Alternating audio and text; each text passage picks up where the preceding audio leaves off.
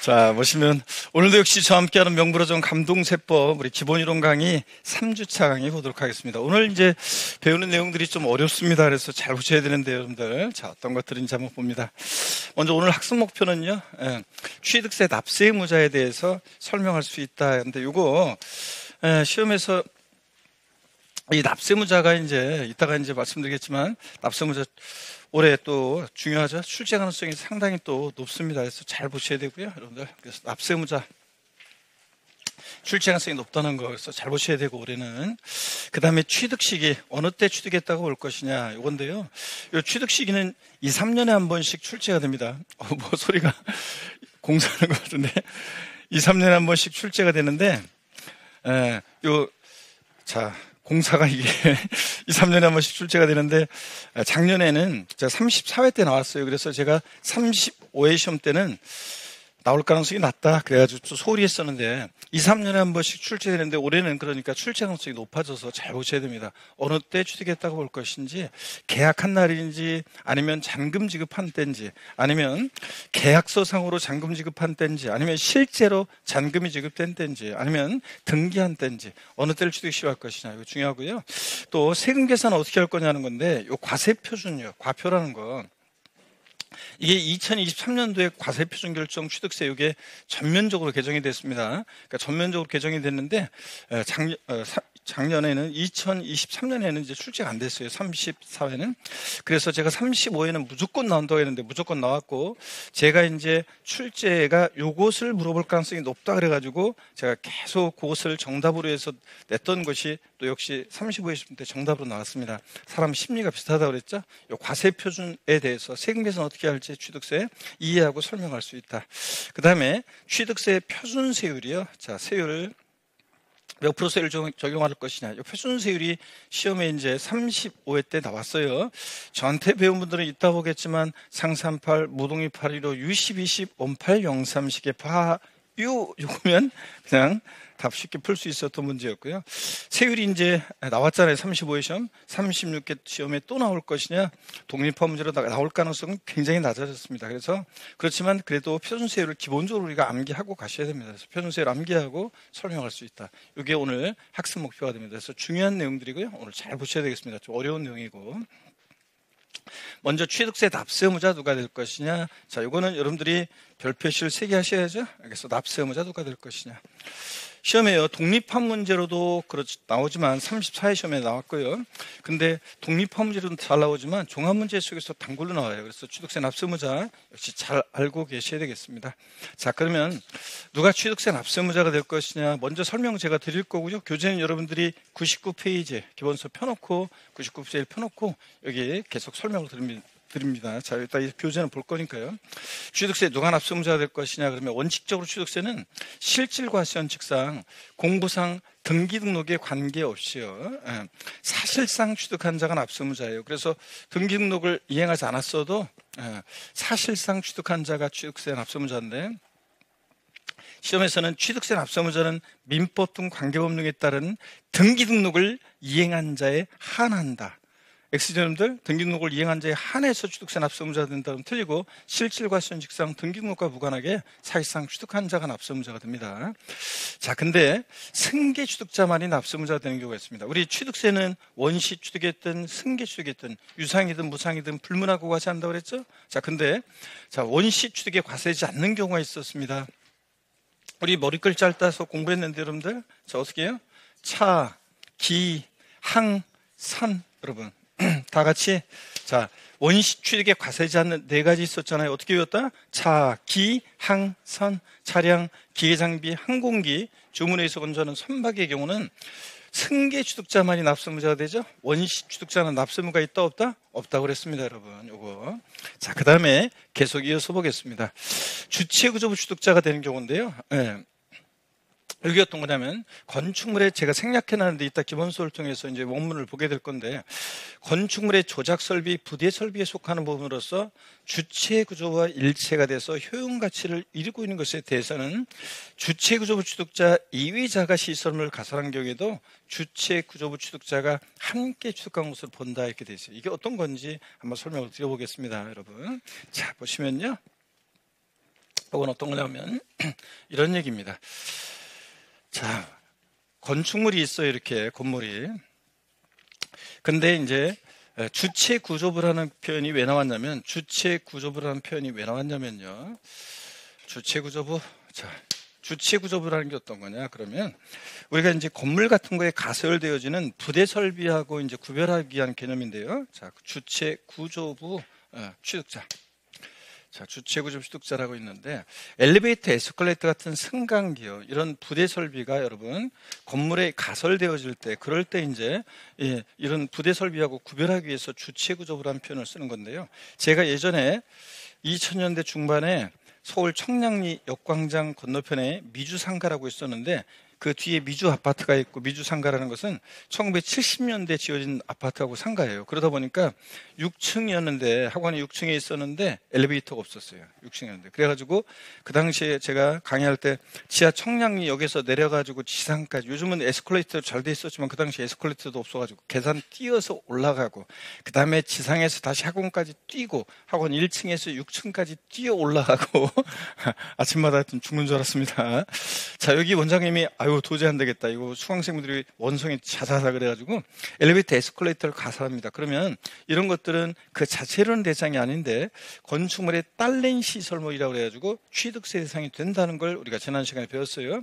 그래서 엘리베이터 에스컬레이터 이런 것들을 가설하면 주체 구조와 일체가 돼서 효용 가치를 이루게 되죠. 그럴 때 자 누가 이것에 대한 취득세 납세무자가 될 거냐는 건데 가설한 자를 원래는 주체구조 취득자, 건물주하고 가설한 자가 일치하는 게 일반적인데 일치하지 않을 때 누구한테 세금을 귀속시킬 것이냐 그런 얘기인데요. 만약에 가설한 자를 납세무자로 한다 그러면 보세요. 가설을 했는데 장사 안 돼서 딴 데로 갑니다. 갈 때 요 엘리베이터를 해체해가지고 가져갑니까 여러분? 해체가 어디다 쓰려고 해체하는 비용도 엄청 들겠죠. 그래서 이거는 여기 딱 붙어 있는데 그런데 세금 추징의 문제가 생겼을 때 가설한 자를 납세무자로 하면 과세권자가 일일이 가설한 자를 찾아야 되고 또 그다음에 또 이거는 여기에 붙어 있는데 그 사람 딴 데로 가고 이건 여기 붙어 있잖아요. 효용가치 이루면서 그렇기 때문에 자 엘리베이터, 에스컬레이터 같은 승강기 부대 설비가 가설되었을 때 주체구조 취득자 2위자가 가설했을 때도 주체구조 취득자가 함께 취득한 것으로 본다는 말은 이 건물주 얘기해서요. 자, 이 주체구조 취득자를 납세무자로 합니다. 나중에 여러분이 민법에서 배우는 주물과 종물을 생각하시면 되는데 하여튼 그래서 가설한 자로 옛날 시험에 바꿔놓은 적이 있는데 아니고 주체구조 취득자 건물주가 납세무자가 됩니다. 자, 그러면 다시 여러분요. 이 얘기인데 다시 한번 보겠습니다.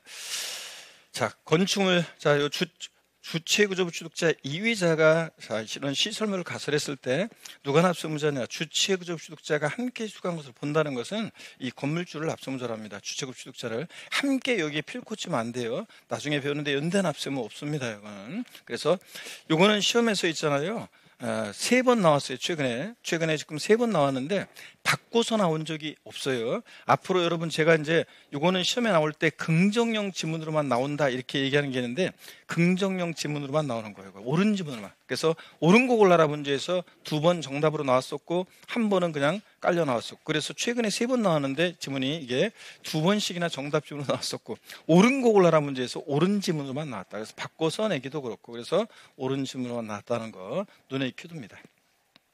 자, 그 다음에 차량 기장비 선박의 종류 변경, 토지 지목을 변경함으로써 가액이 증가한 경우에 우리 그 가액의 증가를 취득했다가 간주 취득이었죠? 취득세 부과되는데 다만 누가 납세무자가 되냐? 그러면 종류 변경, 지목 변경, 시점의 소유자예요. 그러니까 밭에서 대로 지목이 변경될 시점의 소유자가 납세무자예요. 그러니까 지목 변경 후의 소유자 아니고 그 시점, 밭에서 대로 지목이 변경될 시점의 소유자가 납세무자다. 밭에서 대로 지목이 변경될 때, 자, 대라는 것은 이 소유자가 원시 취득한 것도 아니죠. 매립간 척에서 또 매매나 증여 등으로 승기 취득한 것도 아니고 다만 토지 가치가 증가하잖아요. 1억이었는데 5억이 됐어? 그러면 그 가치 증가분 4억에 대해서 취득했다고 간주에서 취득세 부과된다고 그랬죠? 네, 그래서 간주 취득을 얘기합니다.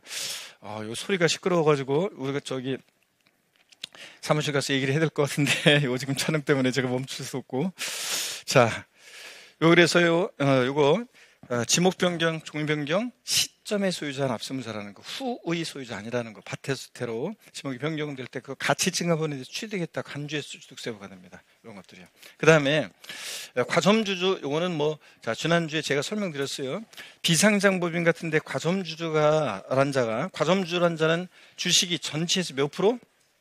50% 이상의 초과예요. 초과 보유하는 주를 말합니다. 예? 그래서 여러분들 지난주 배웠는데 우리가 까먹었어요, 여러분들? 까먹은 건 뭐 괜찮아요. 항상 제가.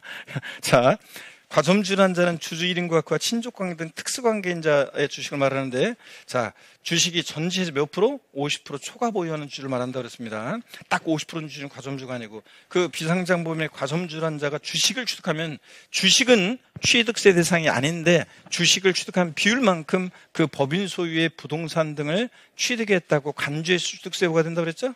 그랬잖아요, 여러분들. 그래서 요거 그 얘기고, 그 다음에 상속으로 취득했을 때, 여러분 상속으로 인해서 취득하는 경우에는 누가 납세무자냐? 상속인 각자요. 대한이, 민국이, 만세. 예를 들어서 3명의 상속인이 있어요. 대한이는 토지를, 민국이는 상가를, 만세는 주택을 상속받았다 그러면 대한이, 민국이, 만세, 상속인 각자가 상속으로 취득한 물건에 대한 취득세 납세무자가 됩니다. 자, 그래서 시험에서는 요거 상속으로 취득하는 경우에 취득세 납세무자는 주된 상속자이다. 그러니까 상속인 가운데 상속 지분이 가장 높은 자이다. X입니다. 상속인 가운데 상속 지분이 가장 높은 자, 주된 상속자이다. 아니고 나중에 재산세에 또 나오는데 아니고 상속으로 취득한 자산은 누가 납세무자? 상속인 각자. 대한민국이 만세 각자가 상속받는 과세 물건을 취득한 것을 봅니다, 여러분. 자, 그래서 여기 잠깐만요. 여기 상속에는 피상속인이 상속인에게 하는 유증, 유언으로 증여하는 거, 유증이라는 것들을 포함하는데, 유증이 뭐냐면 유언으로 증여하는 건데요. 유언으로 증여. 내가 죽으면 내 재산 전부를 다른 애들은 한 푼도 주지 말고 오남이녀 7남매 중에서 막내 아들한테 싹 다 줘라, 그런 얘기입니다. 오남이녀 7남매 중에서 막내 아들이 어디 있습니까? 자, 여러분. 그래서 저희 엄마가 다른 애들 한 푼도 주지 말고 그냥 5남매, 7남매 중에서 막내 애들한테 싹 다 줘라, 이렇게. 이런 게 유증이에요. 내가 죽으면 줘라. 그러니까 증여자가 사망했을 때 증여 효력이 발생하기 때문에 이것도 상속처럼 생각하시면 됩니다. 제가 근데 항상 요 타임만 되면 왜 이런 얘기를 하는 줄 아세요, 여러분들? 다른 애들은 한 푼도 주지 말고 오남이녀 7남매 중에서 막내 애들한테 싹 다 줘라. 제가 왜 요 타임만 되면 이런 얘기 하냐면, 여러분 말이 시가 되기 때문에 그렇습니다. 여러분들 항상 말이 시가 되니까. 그래서 제가 항상 여러분들한테 하는 얘기가, 올해 저는요 찍어도 합격이에요, 교수님. 저는 무조건 합격이에요. 막 이런 식으로 그냥 얘기를 하고, 난 무조건 할 수 있다, 이렇게 항상 본인한테 얘기해야 되고, 제가 젊은 청춘들한테 항상 하는 얘기가 있습니다. 항상 본인을 격려해주고 응원해주라고 그랬죠? 그리고 나는 할 수 있어. 넌 무조건 돼. 난 돼. 무조건 항상 이렇게 얘기해야지. 그건 뭐 될까요, 그게? 막 이런 식으로 하고 맨날. 자, 그런 식으로 하면 안 된다 그랬습니다. 여름쯤 되면은 올해는 제가요, 뭐 몸도 안 좋고 여러 가지로 뭐 해서 그냥 뭐 1차만 해볼까 하고요, 뭐 이러면서 이렇게 하는 분들만 나오는데, 하여튼 무조건 찍어도 합격이다. 여러분들 변치 마시고요. 그래서 유증 포함해서 하여튼 상속을 취득했을 때, 자, 과세물건 보세요. 지분을 취득하는 경우에는 그 지분에 해당한 취득물건을 취득한 것으로 봅니다. 상속인 각자가. 근데 공동상속의 경우에, 자, 요거 연대납세이 있다는 거 34회 때는 요거 물어봤었는데, 공동상속의 경우에는요 연대납세무가 있습니다, 여러분들. 무슨 얘기냐면, 부모님이 돌아가시고 집 한 채를 남겨놓고 돌아가셨는데 갑을, 병청 4명의 상속인들이 그 주택을 공동으로 상속받으면, 그 주택 상속으로 인한 취득에 대해서 취득세를 납부할 때 공동 상속인들은 연대납세무가 있다 없다? 있다는 거예요, 여러분. 자, 그래서 연대납세무 있다는 것도 알아둡니다. 자, 이렇게 해서 상속을 취득한 자산은 상속인 각자입니다. 그러면 요까지 내용이요. 많은 내용이 있지만 오늘 일단 요까지 내용 일단 잘 알아두시고, 그 다음에 이제 조금 보세요. 이제 조금씩 깊어지는데, 주택조합과 재건축조합의 조합원이 되는 경우 한번 보겠습니다. 저 옆에 공사를 중단을 시켜야 될 것 같은데 신경 쓰여가지고, 자, 이게 이제 잘못했다가 이제 열심히 강의했는데 이게 이제 저 소음이 막 들어가. 그러면 이제 큰일 났는데, 이제 지금 소음이 들어갈까 봐. 자, 지역주택조합과 주택재건축조합이 조합 원용으로 취득하는 부동산은 누가 납세무자가 되느냐? 조합원이 납세무자가 된다는 건데, 여러분, 자, 어떤 뭐 준공 때는 조합 명의로 준공이 된다 할지라도 101동 101호 갑이라는 조합원이 배정받았어요. 그럼 101호는 누가 취득세를 내느냐? 그 갑 조합원이 납세무자가 됩니다. 그래서 그런 거예요. 그래서 지역주택조합이나 주택재건축조합이 조합 원용으로 취득하는 부동산은 누가 납세무자? 조합원. 근데 비조합원용 부동산, 단지 내 상가라든가 일반 분양분 같은 비조합원용 부동산은 누가 납세무자냐? 조합이 납세무자입니다. 비조합원용 부동산은 조합이 납세무자다. 우리가 단지 내 상가나 일반 분양분 같은 것은 자, 조합이 납세무자고, 조합원용 부동산은 조합원이고, 바꾸면 뻔하죠. 조합원용 부동산도 조합이 납세무자가 된다고 바꾸겠죠? 아니고 조합원용 부동산은 조합원이, 비조합원용 부동산은 조합이 납세무자가 됩니다.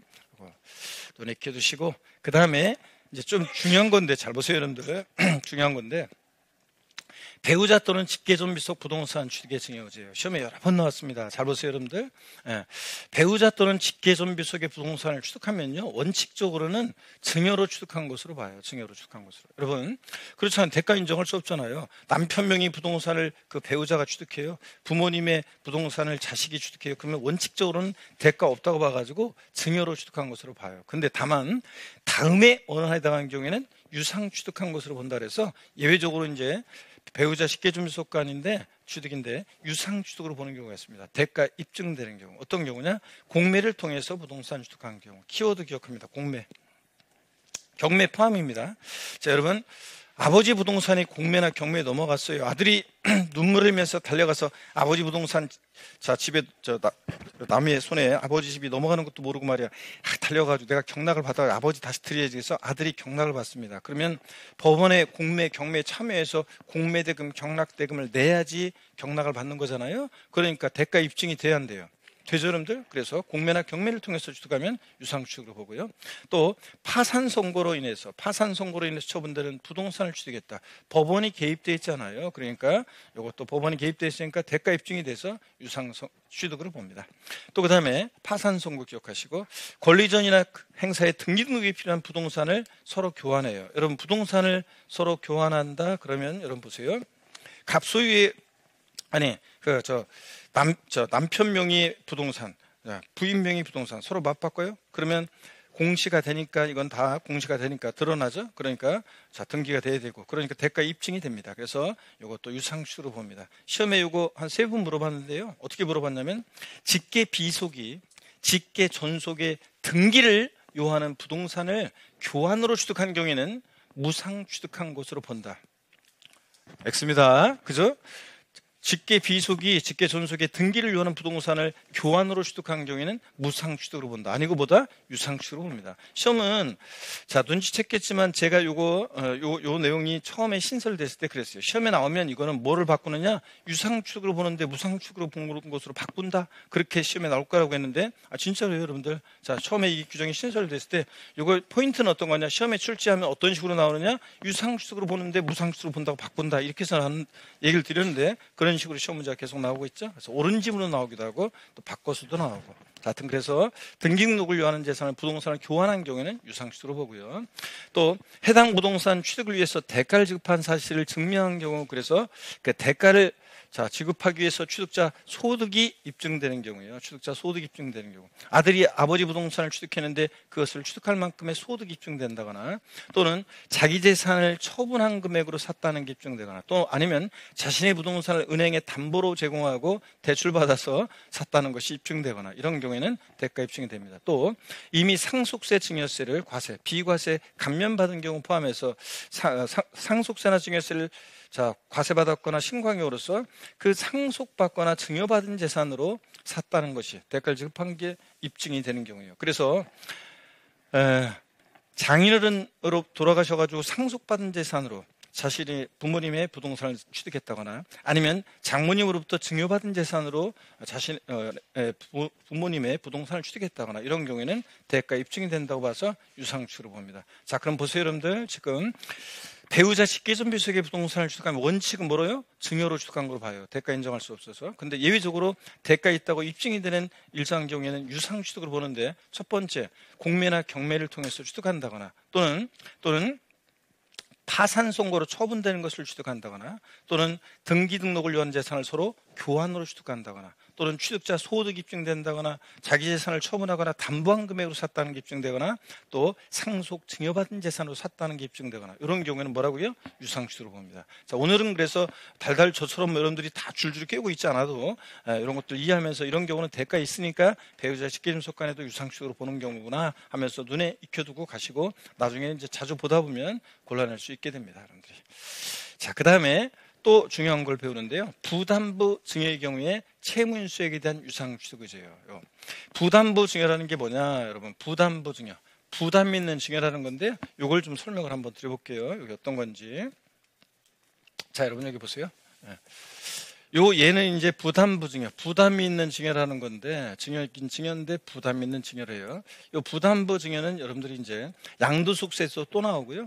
제가 시험장 갈 때까지 한 20번 정도는 요 똑같은 예로 계속 얘기를 드릴 건데 한번 보세요. 요 똑같은 예를 계속 드릴 거예요. 귀에 못이 박히도록. 갑과 을이라는 사람이 있습니다. 갑이 어떤 부동산을 을에게 증여합니다. 자, 증여자 갑이고 증여를 받는 수증자 을이 있습니다. 증여를 받는 사람.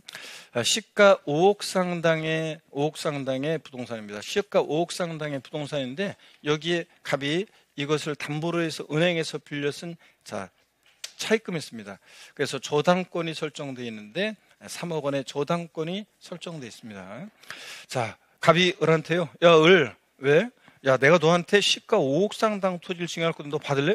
야, 그래? 야, 근데 내가 그 토지를 담보로 은행에서 3억 원 빌려 이 부동산 담보로 은행에서 3억 원 빌려 쓴 거 있어. 이건 네가 좀 갚아줘야 되는데. 아, 진짜 얘가 정말 고마워. 알았어. 내가 알아서 갚을게. 자, 보세요. 알았어, 내가 알아서 갚을게. 그 말은 수증자가 이 채무를 이거를 인수하기로 했다는 얘기입니다. 내가 알아서 갚을게. 그 말은 수증자가 채무를 인수하기로 했을 때 증여자와 수증자 내될 세금관계를 말해봐라. 그러면요, 이 증여자와 관련한 얘기는 나중에 양도세에서 설명드리고요, 수증자 입장에서 한번 설명드려볼게요. 수증자 입장에서 보면 이 채무인수액 상당액 있잖아요. 이 채무인수액은 을이 갑으로부터요, 요거 유상취득한 것으로 봐요. 요건 유상취득한 것으로. 자, 유상취득이면 대가를 주고 취득했어야 한다는 건데 공짜로 받은 을이 무슨 대가를 갑한테 줬냐고요? 자, 보세요. 증여자가 갚아야 할 돈 3억 원을 수증자가 대신 갚아주잖아요. 잘 들어보세요. 그러니까 수증자는 증여자한테 3억 원만큼 채무를 면해주는 대가를 주고 취득했다고 봅니다. 증여자 갚을 돈을 대신 갚아주니까 수증자는 증여자한테 3억 원만큼 채무를 면해주는 대가를 주고 취득했다고 봐서 이 채무인수액 상당액은 유상취득한 것으로 봐요. 취득세는 보세요. 취득세는 유상무상 불문하고 5억 전체에 대해서 취득세가 부과되는데 그렇지만 유상취득으로 보냐 무상취득으로 보냐에 따라 세금이 달라지는데 채무인수액 상당액은 유상취득으로 보고요. 그 다음에 또 보세요, 여러분들. 채무인수액 이외 자산이요. 채무인수액 이외 자산. 자, 이외자산 잘 들어봅니다, 여러분. 채무인수액 이외자산. 요 사례 같으면 지금 5억에서 갚아야 하는 돈 3억 뺀 2억 부분 있잖아요. 이 2억 부분에 대해서는 요거는 이제 수증자가 공짜로 받았죠? 무상으로, 증여로 취득한 것으로 봅니다. 자, 그래서 무상 취득한 거로 보고. 자, 그러면 여기 이제 핵심이에요. 부담부 증여요. 부담 있는 증여를 했을 때 수증자가 인수하는 채무액 상당액은 유상취득으로 보고, 요거는 이제 채무인수액 상당액은 유상취득으로 보고, 채무인수액 이외 자산은 공짜로 받았으니까 뭐로? 무상취득으로 봅니다, 여러분. 이해되십니까, 여러분? 요거. 근데 얘네들이 증여자 수증자가 배우자 직계존비속간이 아닐 때 얘기지, 배우자 직계존비속간이면 또 얘기가 틀려져요. 자, 그렇잖아요, 여러분들. 자, 남편이 부인한테 부담부 증여했더니 알았어요, 뭐 3억 원 내가 알아서 갚을게요. 결국 자, 배우자 돈으로 갚겠죠? 자, 남편 돈으로. 그 다음에 또 중고딩 자녀한테 아빠가 부담부 증여합니다. 자, 그랬더니 아들이 알았어요, 아빠. 학원 갔다 오면 밤 11시인데요. 그때부터 밤새 나가가지고 알바 뛰고 해가지고 3억 원 갚을게요. 아빠 돈으로 갚겠죠? 자, 그렇기 때문에 배우자 직계존비속간에 근데 배우자 또는 직계존비속간이다. 그러면 원칙적으로는 부담부 증여할 때 이 채무가 수증자에게 인수되지 않은 것으로 추정해요. 그래서 원칙적으로 요 3억 원도 증여로 증여로 한 것으로 추정합니다. 그러니까 증여한 것으로 봅니다. 그래서 증여한 것으로. 그래서 이것도 무상취득으로 보고, 그러니까 5억 전체를 증여받은 것으로요. 근데 증여로 취득한 것으로. 근데 예외적으로 만약에 대가 있다는 것이 입증이 되잖아요. 대가 있다는 것이 입증이 된다. 그러면 그때는 이제 이것도 채무액 상당액도 유상취득한 거로 봅니다. 대가 있다는 것이 입증이 되면 이것도 유상취득한 것으로 보고요. 자, 이렇게 해서 여러분 이렇게 알았습니다. 자, 이 얘기예요. 자, 그런데 일단 요 두 개 얘기를 꼭 기억합니다. 부담부 증여. 자, 다시 그러면 화면을 통해서 한번 볼게요, 여러분들. 자, 부담부 증여의 경우 채무 인수액에 대한 유상취득 의제예요. 증여자의 채무를 인수하는 부담부 증여의 경우에 그 채무액 상당액 부분은 아까 5억에서 갚아야 하는 돈 3억 원이요. 채무액 상당액 부분은 뭐라고요? 유상취득한 것으로 보고, 그죠? 단 근데 배우자 직계주민속 간에 부동산을 이전하는 경우에는 무슨 한 입을 덮고 자는 새 보험자식 간에, 자, 그래서 증여로 취득한 것으로 보고 대가 입증 안 되니까. 근데 대가를 만약에 지급한 사실을 증명했다 그러면 그때는 이제 유상취득으로 보는 경우도 있지만 원칙은 증여로 취득한 걸로 봅니다. 자, 그 다음에 채무인수액 이외 자산이요. 아까 5억에서 갚아야 하는 돈 3억 뺀 2억 부분은 공짜로 받았으니까 무상으로 증여로 취득한 것으로 봅니다. 아셨죠, 여러분? 요거 알고 있는지를 시험에서 여러 번 물어봤습니다. 자, 그래서 반드시 여러분들이 알아둡니다. 자, 배우자 직계존비속 이외에 일반적으로 이제 특수관계자와 형제가지라든가 하여튼 배우자 직계존속을 제외한 일반적인 부담부 증여의 경우는 원칙적으로 채무액 상당액은 유상취득으로 보고 채무인수액 이외 재산 뭐로 증여로 무상취득으로 본다. 이걸 꼭 기억합니다, 여러분들. 자, 그래서 요까지 우리가 배웠고요. 문제 풀기 전에 자, 우리가 또 한 번 이제 교재를 통해서 한번 확인해 봐야죠. 자, 여러분 보세요. 취득세 납세무자 제가 별 표시를 하라고 했습니다. 별 표시를 3개를 합니다, 여러분들. 기출문제 표시를 보다시피 계속 나왔죠, 여러분들? 거의 매년 나오고 있습니다. 35에 안 나왔기 때문에 36개는 독립포함제로 나올 수도 있고 종합문제에 나오고 무조건 나온다고 생각하고 잘 봅니다. 자, 한번 볼게요. 취득세 납세무자는 자, 누구냐 그러면 취득세 납세무자는 원칙적으로 취득세상이 되는 자산을 취득한 자인데 개인과 법인은 물론 법인격 없는 사단이나 재단, 기타 단체도 납세무자가 되고요. 취득의 형태를 보면 일반적인 취득에 대한 납세무자요. 자, 부동산 등등 취득세는 부동산 등등 우리 취득세상 스토리텔링으로 설명드린 이런 것들을 취득한 자에게 부과하는데요. 원칙적으로 취득세 납세무자는 사실상 취득자입니다. 제가 줄근데 딱 줄그시면 돼요, 여러분들. 부동산 등의 취득은 민법 요까지만 밑줄 등 이런 관계법령에 따른 등기 등록을 하지 아니한 경우라도 이거 포인트죠. 실질과 선칙상 사실상 취득하면 각각 취득한 것으로 보고 해당 취득 물건의 소유자 또는 양수인을 각각 취득자로 한다. 밑줄 쫙이고 요까지. 자, 그래서 취득세는 자 민법 등 관계법령에 따른 등기 등록을 이행하지 않았어도 사실상 취득만 하면 취득한 걸 본다고 그랬습니다. 민법 등 관계법령에 따른 등기 등록을 이행한 경우에 하나하여 취득한 것을 본다고 하면 틀리다고 그랬습니다. 이행하지 않았어도 사실상 취득한 자가 납세무자가 됩니다. 근데 승계 취득자만이 납세무자가 되는 경우가 있죠. 머리 글자를 따서 차, 기, 항, 선이요. 자, 얘네들은 차량 기장비 항공기 주문에서 건조하는 선박은 원시 취득자는 납세무 없고 승계 취득자만이 납세무자 된다는 거 밑줄이고요. 자, 그 다음에 의제 납세무자 보겠습니다. 1번은 긍정형 지문으로만 나오는 거라고 그랬어요. 이거는 바꿔서 나온 적이 없다. 그래서 긍정형 지문으로만 나오는 거. 바꿔서 나온 적이 없는 거. 긍정형 지문으로만 나오는 건데 주체구조부 취득자가 되는 경우에요. 건축물의 중 조작 설비 그 밖에 부대 설비에 속하는 부분으로서 그 주체 구조부 하나가 돼서 건축물로서의 효용 가치를 이루고 있는 것에 대해서는 주체 구조부 취득자 외의자가 가설한 경우에도 자 주체 구조부 취득자가 함께 취득한 것으로 본다. 밑줄자 오른 지문으로만 나왔던 거. 그래서 주체 구조부 취득자가 납세무자지 요거 가설한 자 X입니다. 자 가설한 자 X 이렇게 제가 한 대로 똑같이 합니다, 여러분들. 이렇게 똑같이 줄거놓고. 자, 그 다음에 변경 시점의 소유자가 되는 경우 보니까 차량 기계장비 종류, 선박 차량 기계장비 종류 변경하거나 토지 지목을 사실상 변경으로서 가액이 증가한 경우에 간주 취득의 경우에는 누가 납세무자냐? 변경 시점의 소유자가 납세무자입니다. 그래서 토지 지목 변경하거나 차량 기계장비 종류 변경하거나 자 이럴 때 자 변경 시점에 소유자가 납세의무자가 된다는 거 이거 한번 알아두시고요. 그 다음에 요 이어지는 얘기 요게 이제 30도 사회시험 때 나왔던 건데 이 경우 도시개발법에 따른 도시개발 사업 시행으로 토지목이 사실상 변경된 때 자 봅니다. 환지 계획에 따라 공급받는 자 여기 보세요. 일단 요거는 여러분들 공법적인 개념들을 좀 배우고 와야지 이해가 되지. 자 그러니까 개념이 낯서니까 그냥 줄만 걸어놓고 갑니다.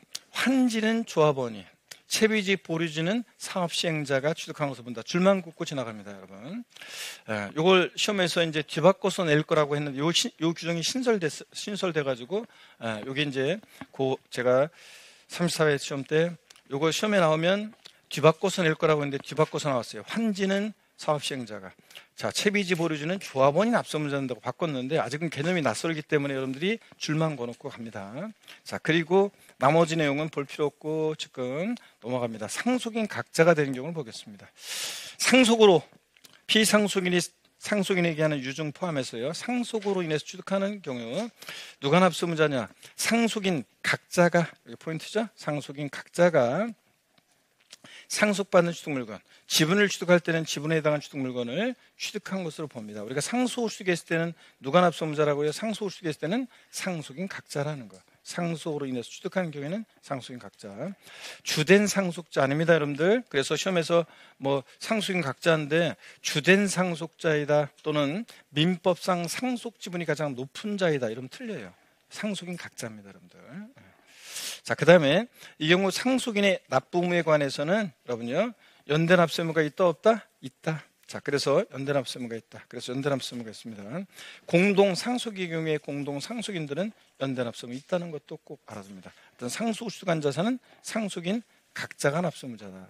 다시 한번 포인트 강조합니다. 그 다음에 여러분 보세요. 주택조합이나 재건축조합의 조합원이 취득하는 경우 한번 보겠습니다. 이건 어떤 얘기냐면 주택복중에 따른 주택조합이라든가 재건축조합이 또 소규모 재건축조합이 여기 보세요. 조합 원용으로 취득하는 조합주택용 부동산은 누가 납세의무자냐? 그 조합원이 납세의무자가 되고 다만 조합원에게 귀속되지 않는 부동산은 즉 비조문용 부동산은 제외한다는 말은 자 보세요. 조합원이 납세의무자가 되는 것을 제외하는 거니까 조합이 납세의무자가 된다는 건데 보세요. 그래서 조합원용 부동산은 누가 납세의무자? 조합원이 납세의무자가 되고 자 비조합원용 부동산은 누가 납세의무자냐? 조합이 납세의무자가 됩니다. 비조합원용 부동산은 조합이 납세의무자. 자 그래서 조합원용 부동산은 조합원. 그래서 원용 부동산 조합원인데 조합원에게 귀속되지 않은 부동산을 제외한다는 것은 조합원이 납세의무자가 되는 거니까 조합이 납세의무자가 된다 그런 얘기입니다. 이해되십니까 여러분 여기까지? 좋습니다. 그 다음에 시설 대업자가 되는 거 넘어가고요. 자 9번입니다. 배우자 또는 직계존비속 부동산 취득의 증여 의제 여기를 봅니다.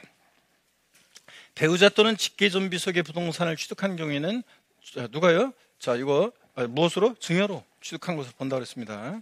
왜냐하면 대가 인정할 수 없으니까. 근데 다만 다음에 어느 해당하는 경우에는 유상취득으로 본다. 그래서 배우자 직계존비속 간에도 유상취득으로 보는 경우가 있는데 키워드에만 제가 줄 긋게요. 공매나 경매를 통해서 취득한다거나 자 또는 파산 선고로 처분되는 것을 취득한다거나 법원이 개입되어 있으니까 대가 입증되고 또 권리전인 행사에 등기 등급이 필요한 부동산을 서로 교환한다거나 자, 서로 등기가 되니까 공시가 되니까 다 대가 입증이 되고요.